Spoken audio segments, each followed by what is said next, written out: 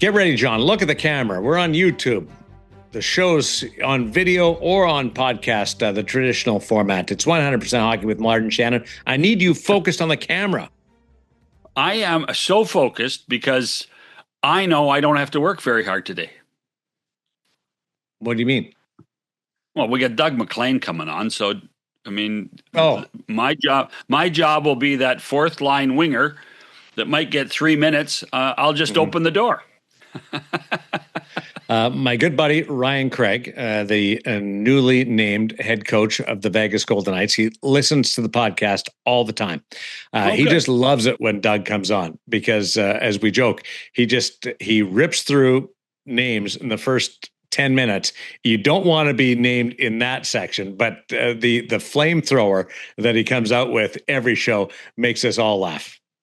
Yeah, it'll be fun. And you know what? We've had great reaction to the content we've been creating in July because people still want their hockey fix. People still want to talk hockey and listen about hockey. And hold on, are you talking to the audience right now, or are you talking to me? Yes, you're preaching to me, but you're talking to the audience. Well, yeah, I'm just saying, because I would shut it down, but you want to work, so we're working, and so you're preaching to me. Hold on. You call this work? Seriously? You call this work? What? Your arm gets a little sore holding the microphone, or what? Yeah. I mean, I've got to take an hour out of my day. I'm looking at the beautiful Northumberland Straits, thinking I should be kayaking right now. 10 days ago, you couldn't even say Northumberland straight. So it's really I've been working on it, though. Because I was going to test you on it.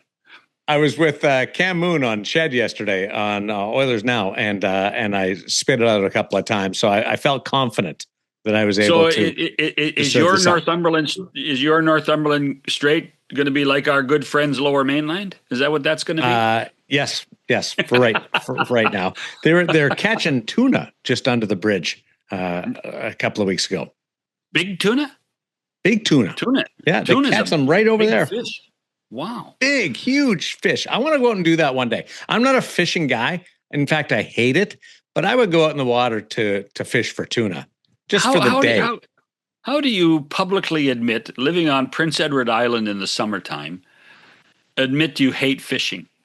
How do you do that? I think it's as a recreational activity, I think fishing is goofy. There's no action to it. But you have Brett to learn Gallant to relax. does it all the time. Alex Gallant, I think Dion fishes. I would never go fishing. It would just be. I'd hurt somebody too. Casting. You probably yourself. Probably yourself. So Mac is ready to go. Should we get to him right now? Yeah. Or do you want to just make him wait? No, let's go because we know it's not going to be a short show. Yeah, because I was already a little bit late, so that's why he's in here. Nobody early. knows that. We don't go live. We don't do the show live. Nobody knows you're late. So why say it? In case Doug brings it up. Oh. I just want to acknowledge that I was late. Well, Doug, you playing golf or something? Yeah. Over at Eagles Glen, baby.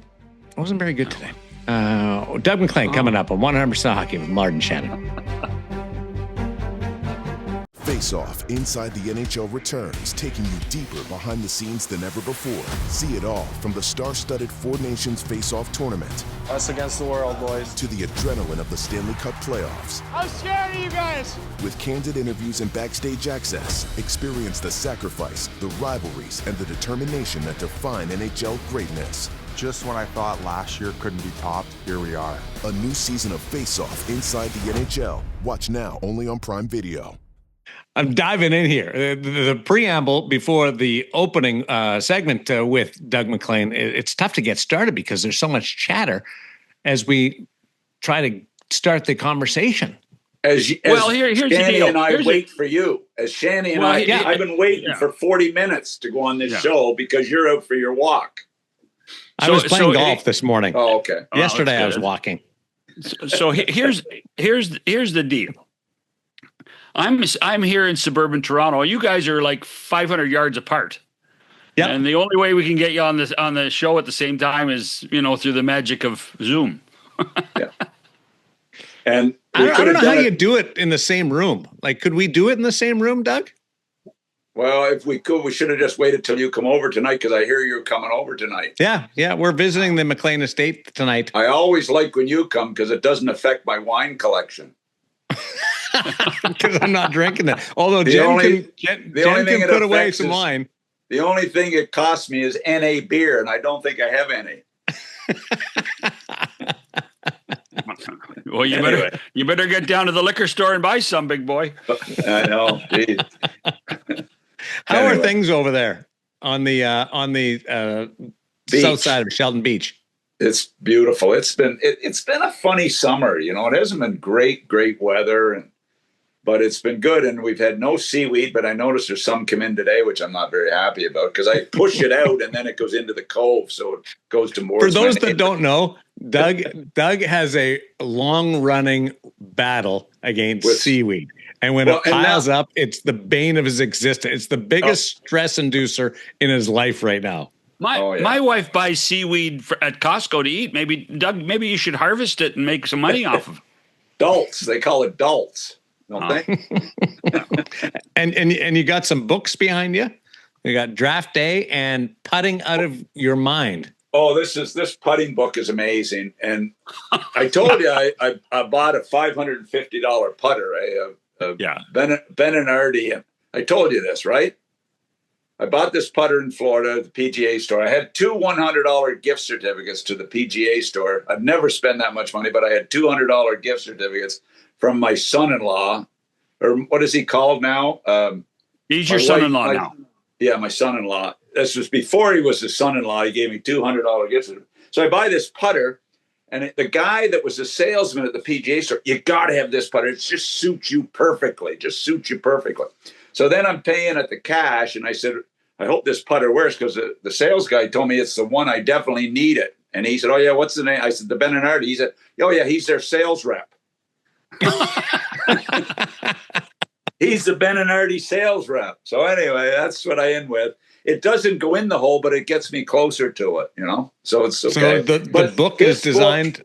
This book is amazing. And I'll tell you what I'm 3/4 way through it. Jill gave it to me for Christmas. And what it does is you walk up to the putting green and you're saying, I love putting. I can't wait to get to the ball to putt the ball. I absolutely love putting.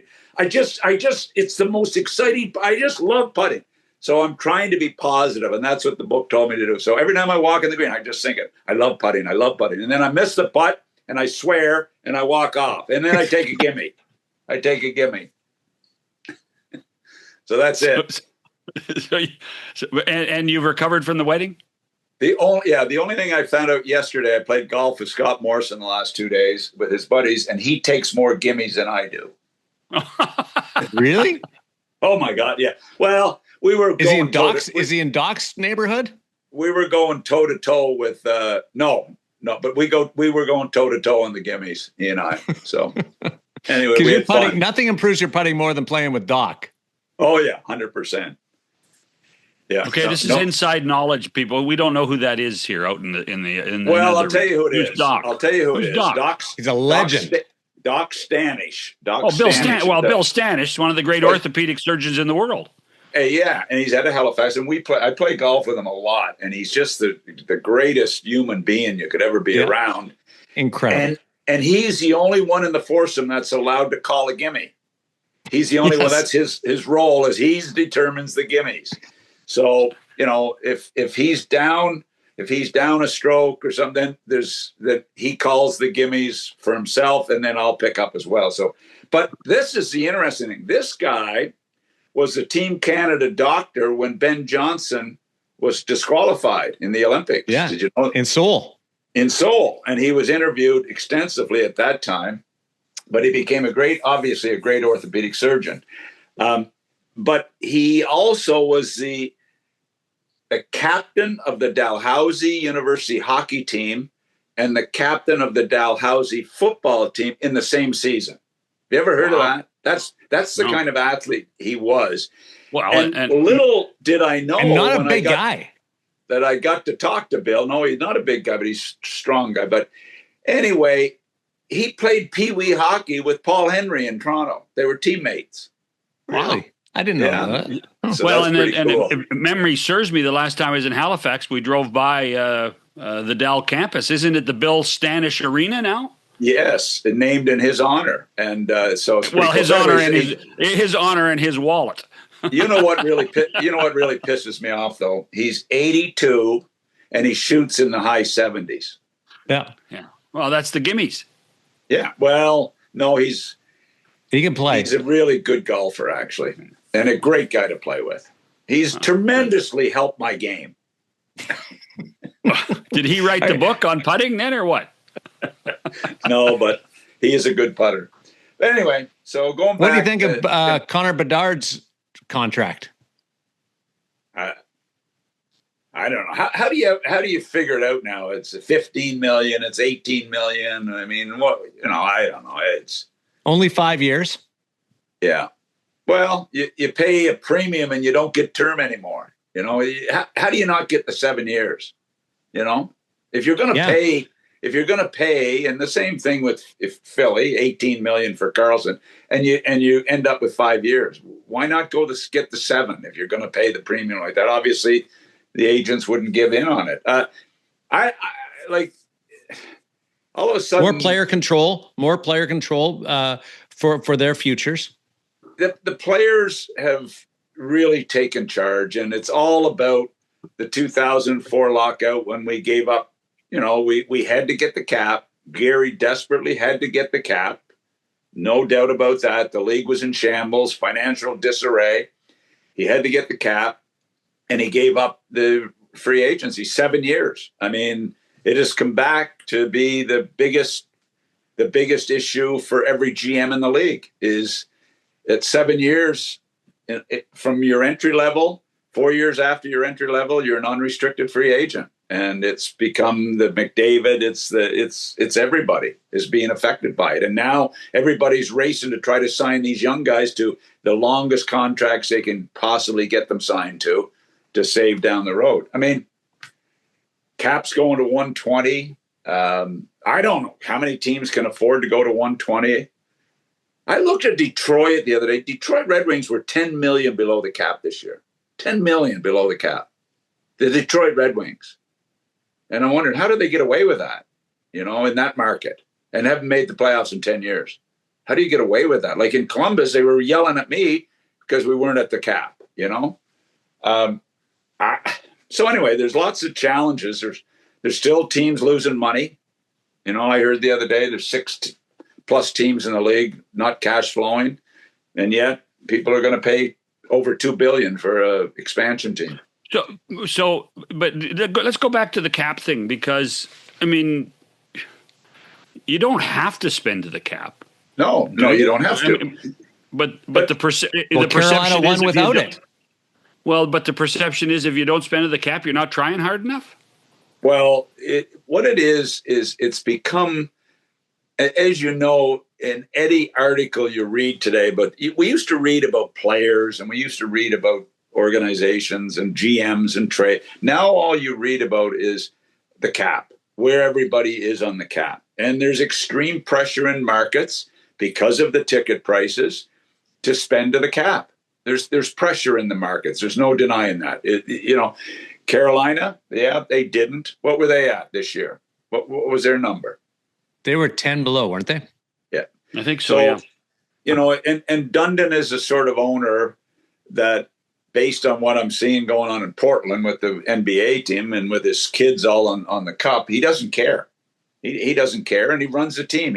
There's not one transaction that happens in that organization that he hasn't got his fingerprints all over, including every trade, every free agent signing. He is involved, heavily involved, and obviously there is, my opinion, I think he's lucky he's got Roddy Brind'Amour. That's what I think. I think he's the driver. And I know Tulsky gets all kinds of credit, and he deserves it. He won the cup, and he's a brilliant guy, I'm sure. But Brind'Amour drives the bus there, and there's no denying that as far as I'm concerned. And if they didn't have him, I think they'd have them some challenges. So, but it leads to the question, for the longest time, and even, when you were a manager, owners weren't really involved in hockey ops, or were they? They were. I mean, look, I remember going with Brian Murray and Jimmy Devellano over to the Fox Theater to meet Mr. Ilitch, to go up to the 10th floor. And I remember the security guard saying to us at the 10th floor, and he sort of said it to me off his edge. He said, you're going up to we're here to see Mr. Ilitch. He said, you're going up to the 10th floor. And I said, yeah, we're going up to the 10th floor. And he said, if you come down, you'll be a changed person. I guarantee you that. So we go up to the Fox, and it's Jimmy D, Brian Murray, and myself. And we were there to do the Jimmy Carson for Paul coffee trade. And we finished the meeting, and he looked at the three of us, and he pointed at the three of us, and he said, you guys better be effing right on this. And I broke out into a total sweat, my armpits. And, so Mr. Ilitch was involved. I know that. And in most times, a very positive way. He was a tremendous, tremendous owner. But I was scared to death of him. So, speaking of the Ilitches, what do you make of what's going on in Detroit with Stevie being moved? Because I think this was a family decision, don't you think? It was Chris Ilitch runs the Detroit Red Wings. He's the guy that is absolutely running the team, and I think it was Chris Ilitch's decision. I mean, he would have ran it by Marion, who's probably 94 now. Mm-hmm. I think Chris made the call on it, and I thought maybe Stevie might move up and become president, and put somebody else in gym. The pressure became over the top on Stevie Y in Detroit. It really went to a whole nother level, and I don't know how he handled it. I haven't talked to him in years. I don't know how he handled it. He's not an overly communicative guy. And I mean, the fans were going crazy. So the move was made, and now I look at the candidates for that job. I guarantee you this, it will be a data-driven guy that's going to get the job, because Chris is a data guy. So it's the same thing. We're moving into that phase of data guys, and then in another few years we'll move away from the data guys, and they'll be part of the operation, but they won't be the operation. So it's fun to watch how it changes over the years, So I'm of the opinion that Dylan Larkin is the priority to try and fix that by the new guy. Do you agree, or do you think Larkin still plays somewhere else? Obviously, this has been going on for a couple of years, I guess, with Larkin and Stevie. I don't know if it fixes it. I mean, he's gone so far down the road, I'm not sure it's fixable. Even if a new guy comes in, how do you fix that when your captain who has 5 years or 4 or 5 years left in his contract says, I want out? How does that get fixed? I don't know. Does a new GM fix that? Or is there more to it? And this was my point. If you're the new GM, you would certainly try to fix it. I don't know if it's fixable. This was my point to Daren the other day. If you're the new manager, do you really want Dylan Larkin around after what has happened? I read something the other day where Stevie made him wait 3 years before giving him the captaincy, and there's there's all kinds of little things that happened. Dylan complained after a trade deadline and going into the playoffs. So I don't know. I think the fan base the fan base turned on Stevie. There's no denying that, but they also turned on Dylan a little bit too here. And I mean, how good a player is Dylan Larkin? I mean, I don't have him as a franchise player. I guarantee you that. That's my own feeling on it. I don't have him as a franchise player. I have him as a very good center iceman, but I don't have him as a franchise player. I guess I would say he's an impact player is what I would say, but I don't have him as a franchise player. But you still need a player like that in your lineup if you're going to compete. Who else do they have at center? Right. That's the challenge. Who else do they have at center? And I mean, they've got who's the other kid there that they got from Ottawa? The kid that was in 40 goal scorer. I mean, DeBrincat. They got to get DeBrincat signed as well. And what kind of money does DeBrincat want? So and they've got to get DeBrincat signed because he puts numbers up. So it's going to be real interesting to watch what Chris Ilitch does here. And his father and his mother were special owners. They were special owners. I tell the story often about Mr. Ilitch and Brian. I've told you guys this before many times, but Brian went over to the Fox Theater to meet with Mr. Ilitch, and he got fired. And he walked back and he said, Brian stuck his head in my office and he said, I just got fired. And before I could say anything, he said, and so did you. So I get fired. And then Monday, that was a Friday, and Monday morning, I get a call at my house at 8:00 in the morning from Mr. Ilitch. And I pick up the phone and I go, hello. And he said, hey, yeah, it's Mr. Ilitch. He said, you got fired Friday, eh? And I said, yeah, I did, Mr. Ilitch. And he said, what do you have left in your contract? I said, I got 1 year. And he said, if you don't have a job in a year's time, I'll hire you back. That's what he said to me. And I thought, whoa, what an owner is this? And I said, don't worry, Mr. Ilitch. Hopefully I'll get a job. And that was the end of it. But I remember at my first Board of Governors meeting, he walked over and he walking by me, and I was sitting there with Columbus, and he punched me in the arm and he said, yeah, you're okay. I thought he was a special guy. I really did. And talk about a guy that wants to win. The pressure that he put on his people because he wanted to have a winning team in Detroit. He was a good man. Were you surprised?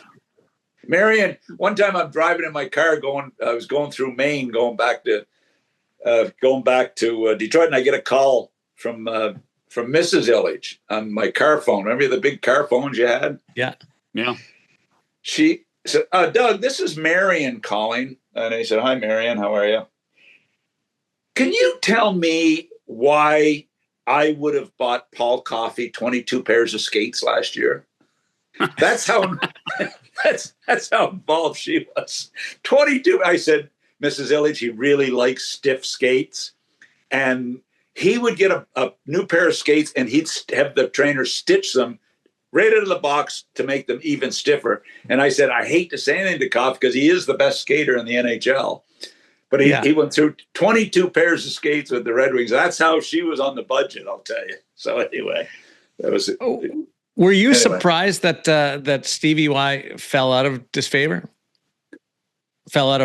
I guess? And you know what? I think I can't say I was surprised. When you listen to his press conferences and you watched what was going on, owners get to hate coaches really fast. Okay, owners get to hate coaches really fast, and they get to hate GMs, but not quite as fast. Not quite as fast. They always get extra time. And he was there, 7 years as GM. And I don't know, what was he, 10 years in the organization? I mean, he was there as an assistant to Kenny for a little while, And he left Tampa in a peculiar situation when he came to Detroit. And that was Kenny Holland that asked Stevie to come back to Detroit. Kenny asked him to come back because Kenny was under the gun big time, very similar to what Stevie's under. And he asked Stevie to come back and sort of be the guy that would be the next guy. It was all Kenny Holland's doing, to be quite honest. Well, and if you remember those last couple of years that Ken was in Detroit, it was not a fun time. No, it was. And I mean, it was Ken's wife, Cindy, wouldn't even go to the games at a point because they were so hard on Ken. Kenny said to me one time, he said, Doug, I was one of the smartest guys in hockey, and today I'm the dumbest. Yeah.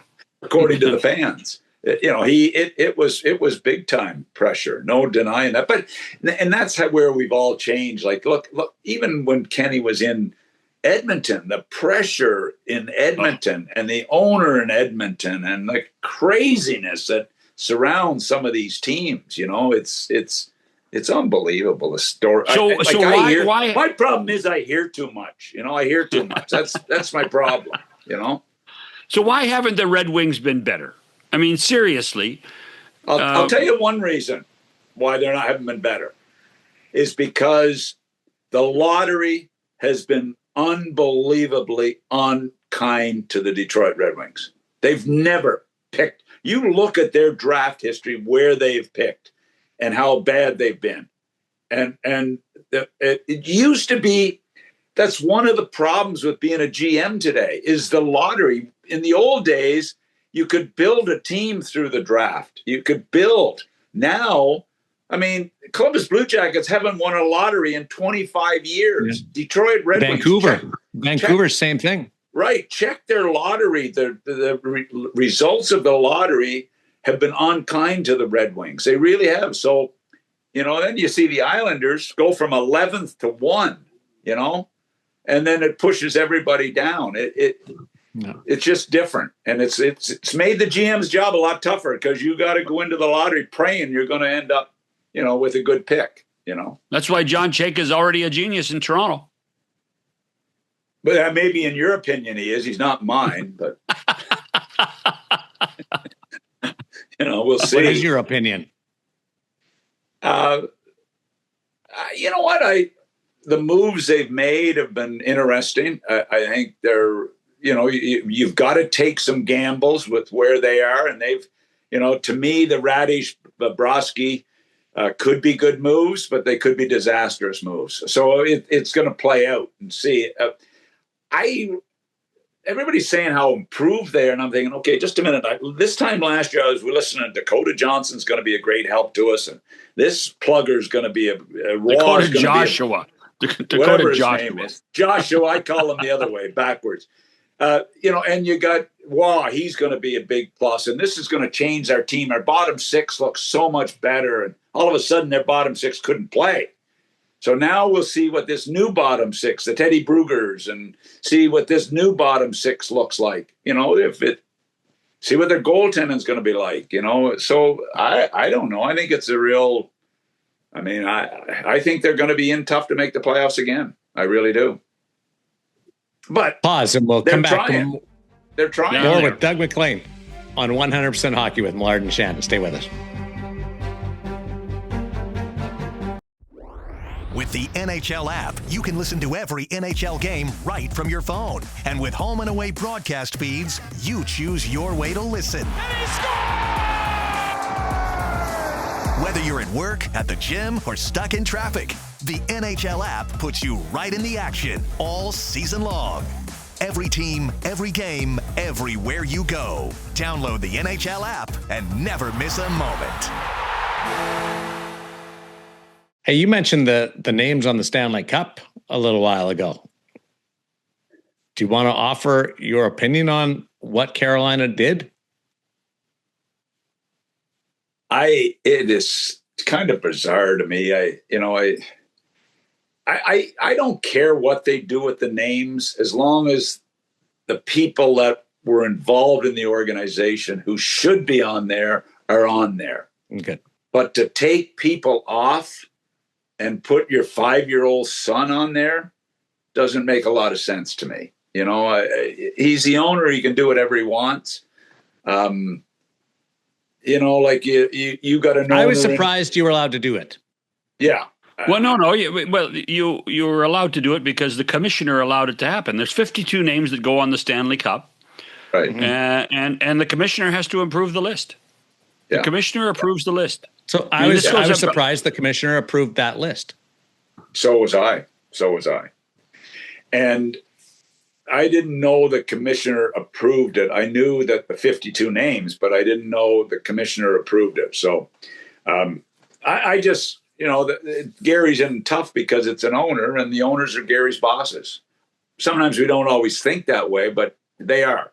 They're his bosses. And a little different than a GM approving it to an owner approving. I didn't like it, to be quite honest. And I think about your owner. in Vegas, and all of a sudden he buys 70 Stanley Cup rings for his staff. Was that accurate? 70 of them?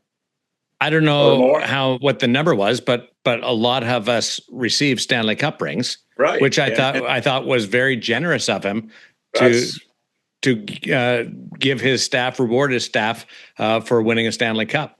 That's my point. I thought it was unbelievably generous, and the person I heard it from is George told me, what he did at that. Actually, it's in my new book about it, and it was, and then you get this charade going on there, with the equipment man, one of the equipment guys not having his name on there. To me, I didn't like it. That's all. Yeah, it's my own opinion.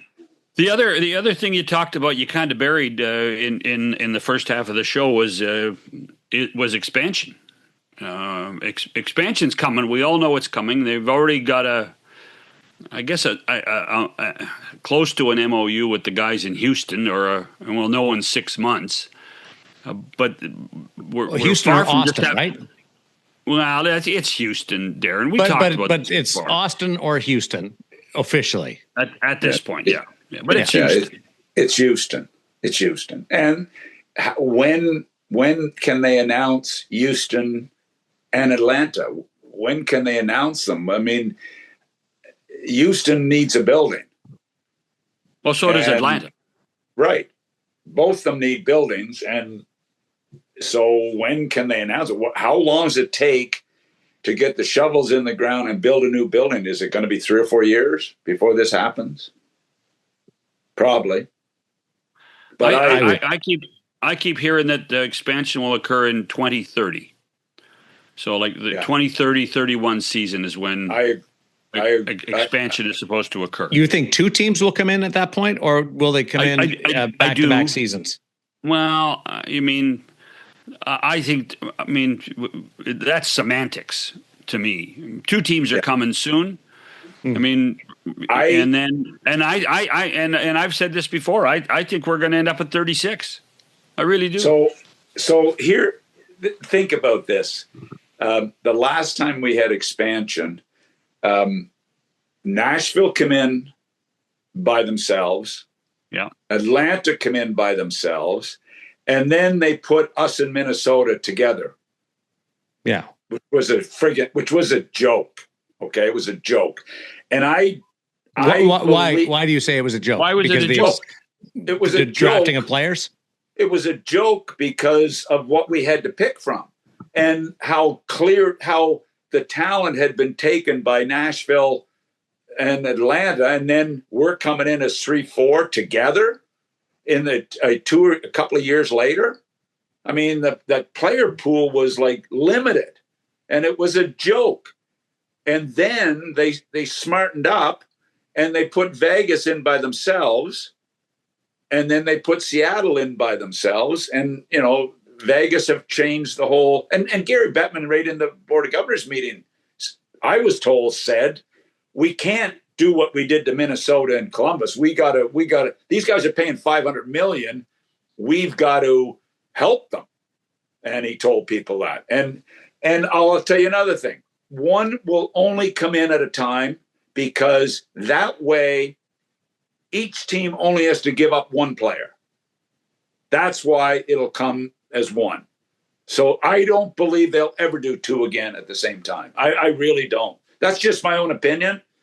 And for the existing teams to sit there, and you say there's 4 teams coming, Shanny, which I believe, that is going to be $70 million times 4. 70 in expansion million money going to each franchise. Right. Imagine getting that kiss. Who's voting against it? What team is voting against expansion if you're going to get over 70 million? You're okay with the number of teams going 34, 36? I would say that there's a lot of teams in the league don't like the idea of expansion because of the player pool. but the 70 million far outweighs the player pool, in my opinion. So there's a difference between each team, though. The owner likes the money, and the general manager hates the rules. Yeah. But the rules are fine if there's only one team.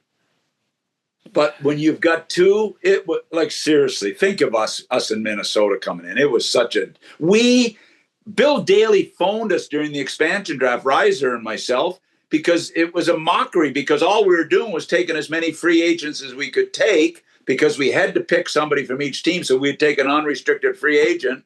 I took, a guy from the Islanders because he was a free agent. So all of a sudden, half your picks were free agents that you didn't have to sign because the pool was that bad. Anyway, we'll see. But I think it'll be one team only. And I'm with you. It'll probably be 4 teams. And that's $280 million for each team. So the rationale in the end is, if you look at the NFL, 32 teams in the United States. You look at Major League Baseball and the NBA, 29 teams in the United States. Well, right now, we're only at 25 U.S.-based teams. And if you're going to try to compete with the other leagues for sponsorship dollars, for corporate sponsorships, for TV, you're not in all the big markets. I mean, top 10 markets. Are you in Atlanta? No. Are you in Houston? No. Are you in Phoenix? No. They'll end up going back. They're going back to those 3. I agree 100%. And the question is what's the fourth? Is the fourth a second team in Toronto, which is what it should be? Yeah. Or is it somewhere else in the United States that you could fit a team into and make heads or tails out of it? Yeah, and it'll be interesting because I would say, Gary, I don't think Gary Bettman will be there for the 3rd and 4th teams, but he'll definitely be there for the next 2. And the excitement about getting an NHL franchise is over the top. The people that are looking to buy teams, and we're looking an expansion team is going to, think of this. Columbus paid $80 million for their franchise 25 years ago. The last expansion was $80 million. And today, Vegas and Seattle have come in since 500 and 650. Yeah, right. And now it's going to well over $2 billion. It's not going to be $2 billion. It's going to be more than $2 billion. So, but that's inflation, isn't it?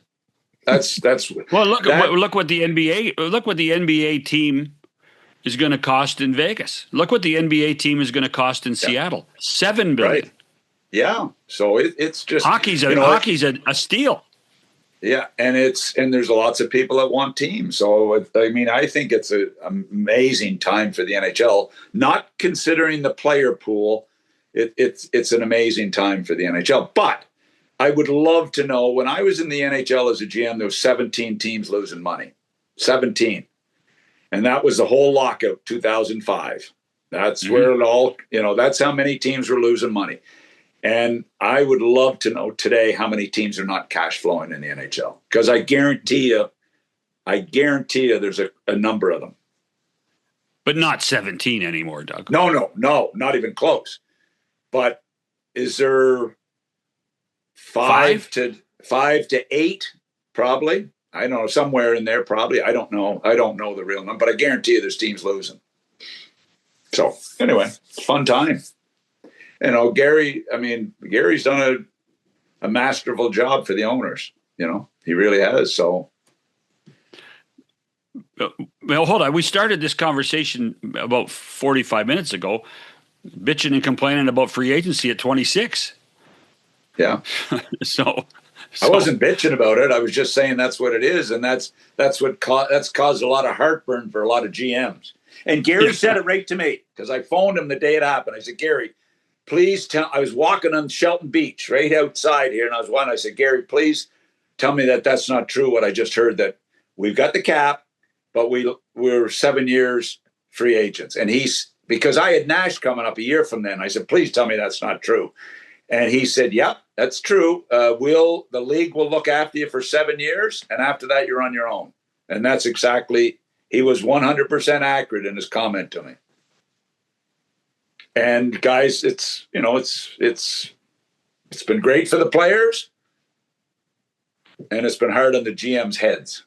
But in the end, I mean, it's been pretty good for the game overall, hasn't it? Yeah, I mean, hey, getting the cap was it's like Gary's attitude. I love Gary's attitude when Philly make an offer of $18 million, so they get 18, they give the kid $18 million or Anaheim have to match. And the league's philosophy is, I don't care what you pay the players. I could care less what you pay them. But you only get 50% of the revenue. Right. That's why they don't care.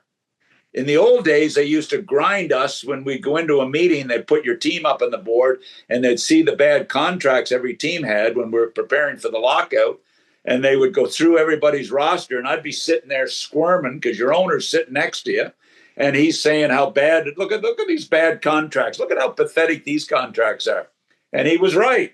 And that's when the league was losing, $170 million a year or whatever it was. Mm-hmm. And now they don't care because, hey, you only get 50% of the revenue, boys. Spend it however you want. So it's good.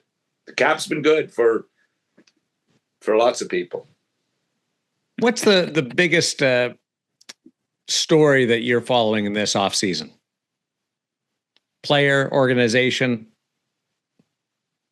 I'm following the probably the biggest story is the GM the GM choices is what I've always interested in, and I just did the book on the life of an NHL GM that's coming out October 22nd, by the way.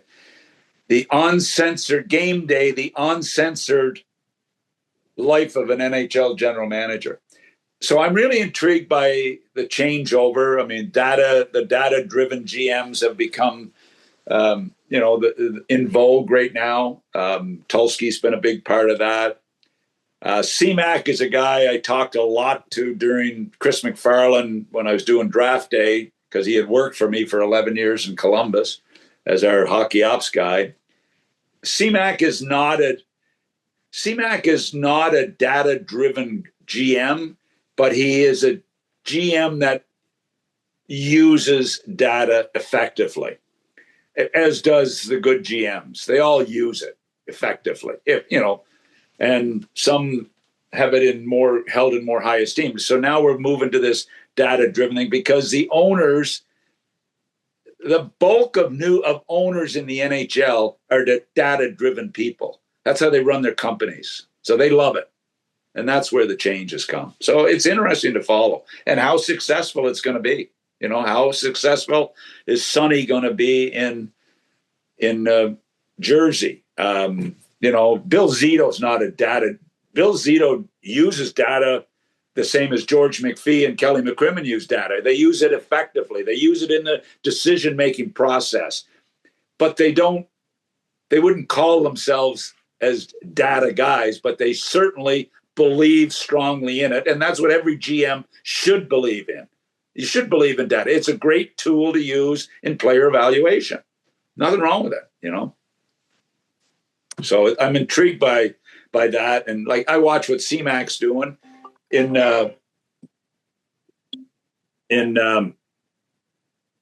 spam call. Spam call. So anyway, I think it's that's the only calls I get now. It has spam risk on it. Every call that comes into me. At least it tells you. Yeah. Tells me right across the screen. It's fun to watch. That could be Nick, maybe.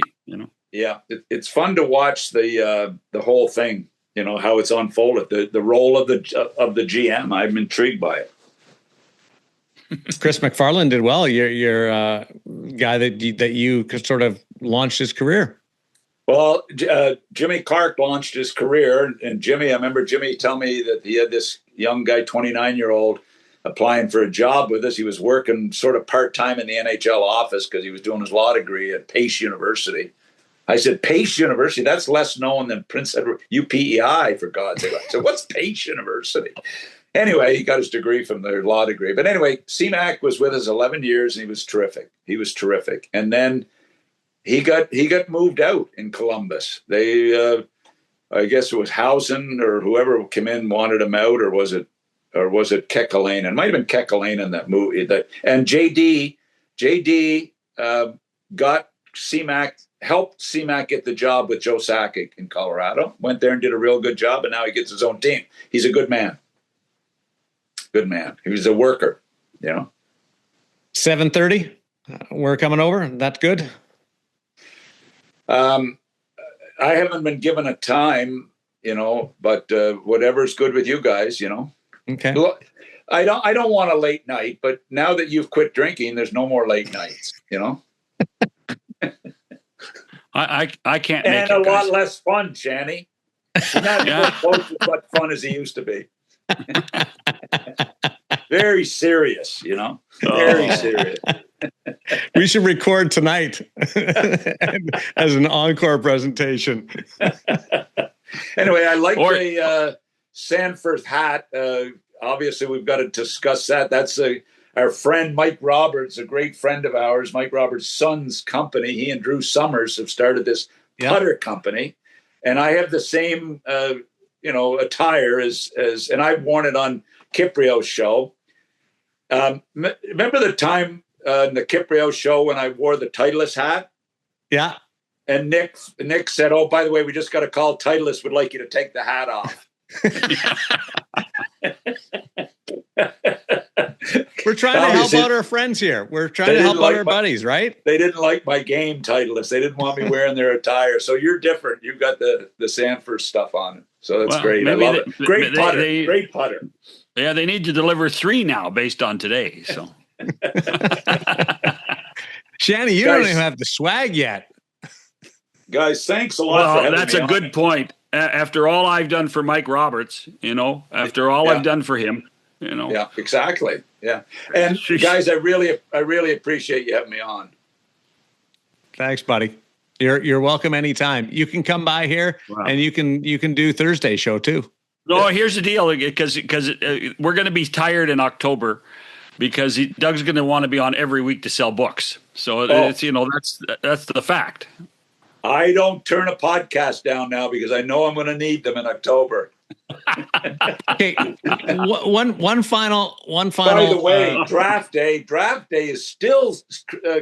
Scott Morrison told me draft day is still selling like crazy. It's amazing. I think we're over 50,000 sold, which is unbelievable, Shanny. Hey? So the sequel to Draft Day is coming out in October through the eyes of the general manager, and we should also acknowledge through the eyes of a father that his daughter was married a couple of weeks ago in Mackenzie. Yeah, Mackenzie got married a week ago, and we had a great time. We talked about that at the top of the show. Where were you? I thought you did an amazing speech, Doug. I wanted to acknowledge that. Oh, really? Yeah. I was nervous. I was nervous getting ready to do that speech. I know you were, but you did a great job, my friend. Well, I appreciate that. It's hard to put in words the love you have for your daughter or your son. It's hard to put it in words, Did a great job. Thanks to Doug MacLean. Back to wrap up the show with Millard and Shannon on 100% Hockey. Face Off Inside the NHL returns, taking you deeper behind the scenes than ever before. See it all from the star-studded Four Nations Face Off tournament. Us against the world, boys. To the adrenaline of the Stanley Cup playoffs. I'm scared of you guys. With candid interviews and backstage access, experience the sacrifice, the rivalries, and the determination that define NHL greatness. Just when I thought last year couldn't be topped, here we are. A new season of Face Off Inside the NHL. Watch now only on Prime Video. I love those stories from the Detroit days that Doug serves up every now and then. Well, I'll tell you, there's no question. Mike Ilitch was one of the most special people any of us were able to meet in the game. And he did a magnificent job for the Red Wings when he bought the team in the early 80s and brought Jimmy Devellano to Detroit and built them truly into a dynasty. I think the Red Wings, from the time they took over and rebuilt it and got Steve Yzerman drafted in '84 and went to the conference finals a few times.